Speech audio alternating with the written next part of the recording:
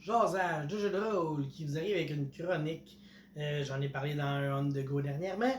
Ce que je veux faire, c'est reviewer les vidéos de Matt Colville. Je vais probablement mettre le lien dans les doobly-doo en bas.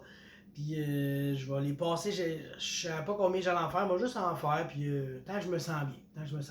Donc on va commencer comme ça. Je vous ai dit, j'avais reçu un beau petit livre en cadeau. Regardez ça, s'il est beau le petit livre. Oh my god, des D10, des D20, des D4, des D6, des super beau. Puis c'est là-dedans que j'ai tout pris mes notes. Là, j'ai à date d'aujourd'hui, le quelque chose, janvier, là, je t'ai rendu à écouter le 52e. Fait que là, je vais commencer. On va vous lire, puis après ça, on va discuter, commenter. Ça vous va? Dans sa première vidéo qui se nomme Your First Adventure.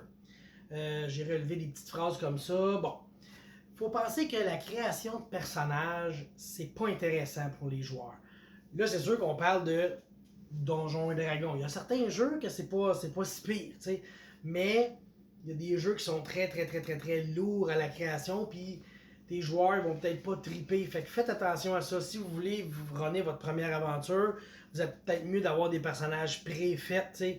Même si c'est pas un one-shot, même si c'est une petite campagne, votre première aventure, peut-être faire ça. Surtout si vos joueurs sont à leur première aventure.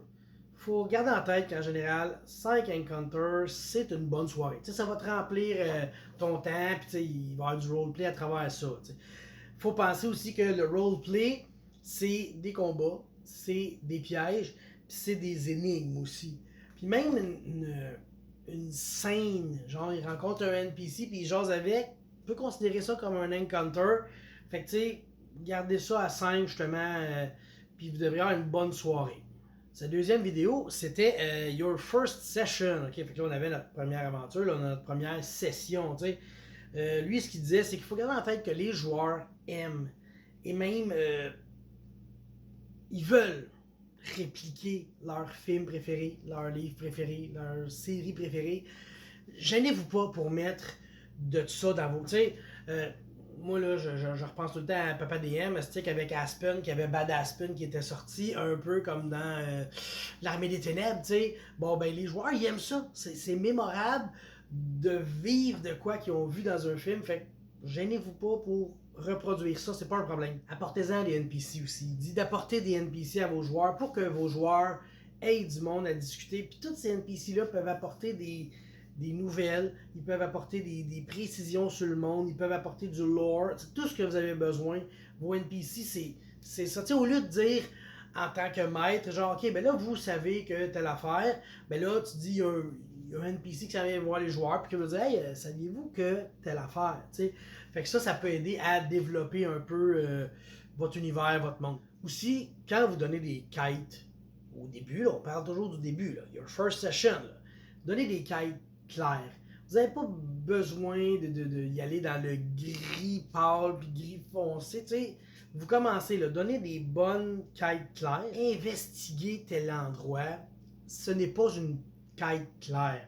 Trouvez ça. T'sais, ça, c'est une quête claire. Ramenez-moi la clé. Des choses comme ça. Ça, c'est des quêtes claires. Tandis que c'est des verbes ou ça, mais je pense que ça, on va en parler plus tard des verbes, mais c'est ça. Utiliser des verbes clairs qui vont faire que le joueur, il arrive là et il sait ce qu'il a à faire, il sait ce qu'il veut faire. Après ça, c'est sûr que vous devez rajouter des motivations, des trésors, de l'or, des objets magiques. Puis là, si vous voulez aller plus loin, ben ça peut être des titres. Ça peut être, tu t'appelles, mettons, maintenant tu as le nom de Sir, Sire quelque chose, Sire Gravdal du Piscuba du Sud, là, ça te donne un titre.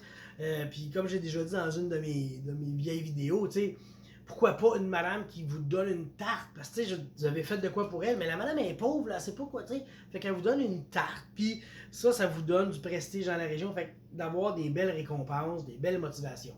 N'oubliez pas aussi que tout ce que vous avez besoin, là, tout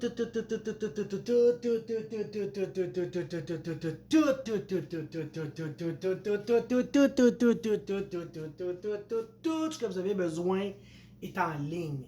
Vous avez besoin de monstres, vous avez besoin de pièges, vous avez besoin d'énigmes, vous avez besoin de donjons.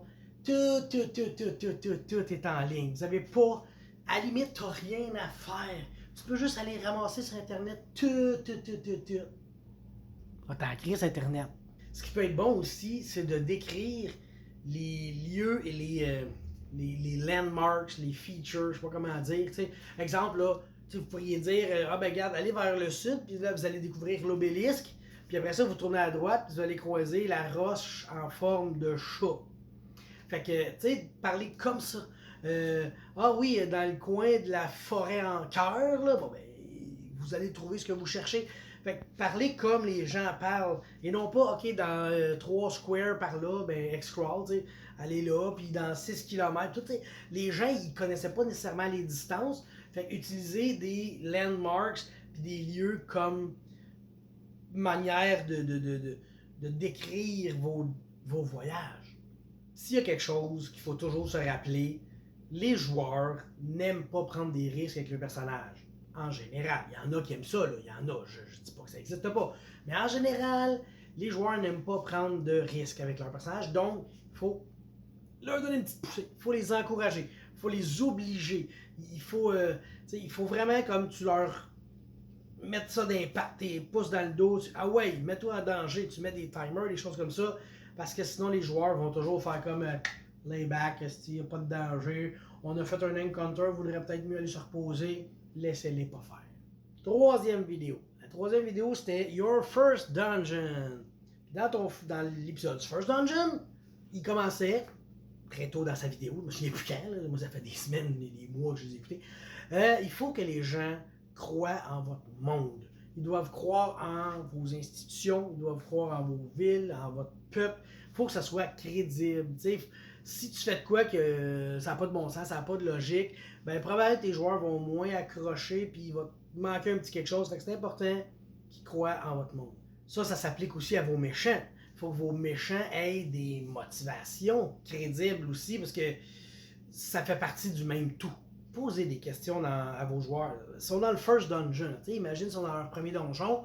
Puis le joueur, je sais pas, il dit ok, on descend avec notre corde, on descend le cliff, on arrive en bas, on continue, blablabla.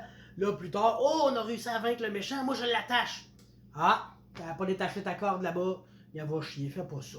T'sais, à la limite, fais juste dire détaches-tu ta corde une fois que t'es en bas, ou bien aviez-vous détaché votre corde, t'sais.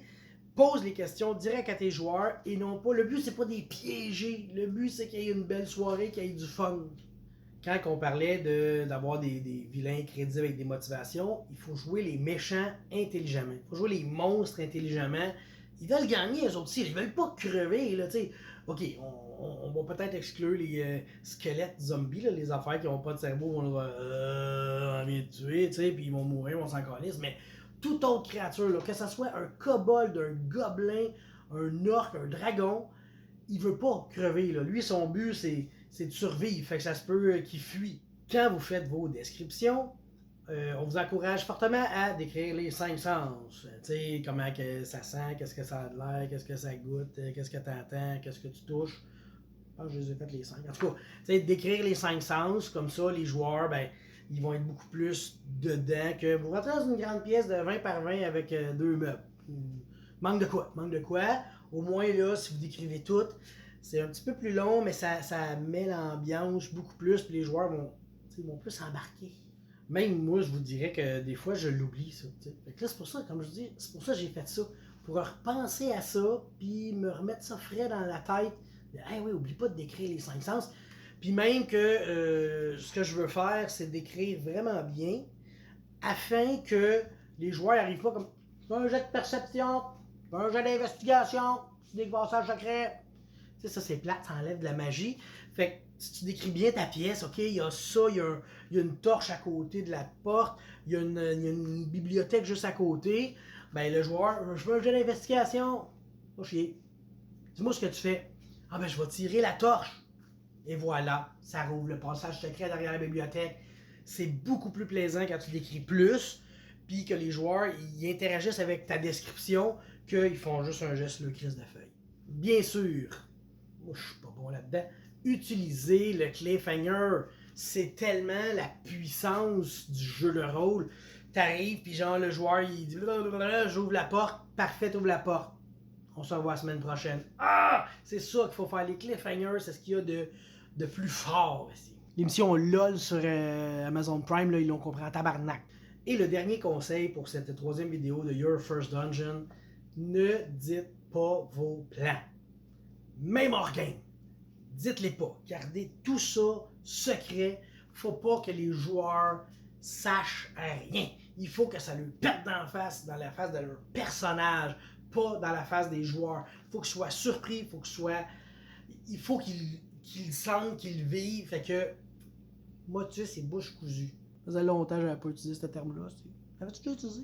Motus et bouche cousue.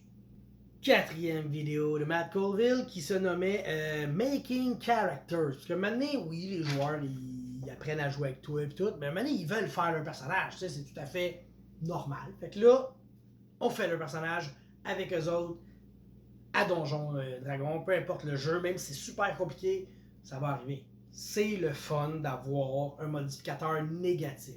C'est le fun d'avoir de quoi de pas bon sur sa feuille. Tu sais, un défaut que ton personnage a et de l'expliquer, c'est vraiment cool. Il y a beaucoup de joueurs qui aiment pas ça, qui veulent des personnages parfaits. Là. Non, c'est vraiment le fun d'avoir un -1 ou un -2 en, je sais pas moi, intelligence, wisdom, force, charisme, on s'en crisse. Ça prend un petit modificateur négatif pour donner quelque chose, non? Si vous faites le personnage puis que vous décidez de placer les stats dans l'ordre que vous voulez brasser, là, mais ça permet aux joueurs de découvrir leur personnage en le faisant. Ça peut rajouter un petit quelque chose. Aussi, quand on a un groupe de joueurs, là, quand tu as tes 4, tes 5 joueurs, puis qu'il manque un rôle, tu sais, il manque un DPS, il manque un healer, un tank, blablabla, on s'en calisse. Ça permet aux gens, aux joueurs de devenir plus créatifs. Donc, vous n'êtes pas obligé de remplir tous les rôles de ce groupe-là. S'il y a un trou, ben les joueurs vont falloir qu'ils patchent, qu'ils fassent de quoi. Puis ça, c'est vraiment amusant parce qu'il faut qu'ils arrangent ça de manière roleplay souvent, puis ils utilisent leur vraie intelligence. T'sais, leur imagination. Ils disent, OK, qu'est-ce que je ferais pour patcher? Fait que ça, c'est vraiment intéressant et plaisant de laisser des trous dans le groupe pour devoir patcher d'une manière ou d'une autre. T'sais, au pire, des objets. Par exemple, tu n'as pas de healer, ben tu lui donnes des potions de soins un peu plus, ou tu lui mets un NPC. Un NPC peut remplir ce rôle-là. Il n'est pas obligé nécessairement de suivre le groupe dans le donjon, mais il peut être en ville, justement, si on parle d'un prêtre qui peut soigner, ben le prêtre dit, moi je descends pas avec vous autres, c'est trop dangereux. Mais gars, moi je vais vous attendre à la cathédrale, puis chaque soir, là, vous pouvez passer, je vais me réserver du temps pour vous. T'sais, fait qu'au moins tes joueurs, ils ont leur rôle de plus, mais comme stand-by, à côté, sur le côté, c'est toujours prêt, toujours prêt. Fait il y a moyen de patcher ça du côté du maître aussi. Dans le pire des cas, oui, tu peux te faire un DMPC, là, un joueur du maître qui descend avec eux autres dans la grotte. Mais là, ça, c'est à vous de juger comment vous le gérez. Puis pour finir la création du groupe, laissez les joueurs se trouver des liens entre eux. Ça peut être le fun aussi. Tu sais, chacun fait son personnage indépendamment. Il n'y a pas de trouble. Puis là, à la fin, parlez, jasez. OK, voulez-vous des liens? Tu te connais-tu? Connaissez-vous? Amitié, amour, haine. Il faut que les joueurs se tissent un peu quelque chose. Moi, ma dernière game, je leur ai juste dit, vous êtes un groupe d'aventuriers qui vous connaissez. Vous avez fait quelques aventures ensemble et vous êtes ensemble. Fait qu'on va commencer cette nouvelle game initiative. Fait que, tu sais, laissez les joueurs se faire des liens, c'est très intéressant. Et la 5e vidéo de Matt Colville. Why do we play Dungeons and Dragons? Pourquoi qu'on joue à ça? Cette vidéo-là était moins inspirante sur les notes que j'ai prises. Mais la seule note que j'ai prise dans cette vidéo-là, c'est ce qui peut être intéressant, c'est de donner un nom à votre groupe d'aventuriers. Tu sais, vous êtes 3, 4, 5 aventuriers ensemble, vous êtes un groupe. Donnez-vous un nom. Tu sais, moi, je me souviens, on s'était donné, je pense que c'était les émirs du désert, les émirs du Griffon. Maintenant, on avait un groupe, puis on s'était donné un nom. Puis c'était cool parce que je pense que la notoriété du groupe a monté plus vite. Parce qu'on était comme 4-5 à se présenter comme membre de ce groupe-là. Fait que là, il y avait plus de monde qui entendait le nom de ça, les émirs. Fait qu'ils faisaient comme, ah ouais, vous êtes partie des émirs. Tu sais, fait que ça donnait de quoi? Ça donnait un petit prestige qui a fait que le story, le roleplay était plus intéressant. Fait que je vous suggère de le faire, c'est tout. C'est la seule note que j'avais pour cette vidéo-là. Fait que j'ai fait le tour de 5 vidéos, puis je pense que ça fait une bonne vidéo. Là, si on prise le 4e mur, gars, j'étais à 19 minutes et demie, je vais faire un montage. J'arrête ça là, mais c'est clair que je vais vouloir en faire d'autres parce que c'est le fun de se lancer des bonnes idées, puis se remémorer des bonnes idées. Fait que sur ce, je vous laisse et on se revoit très bientôt.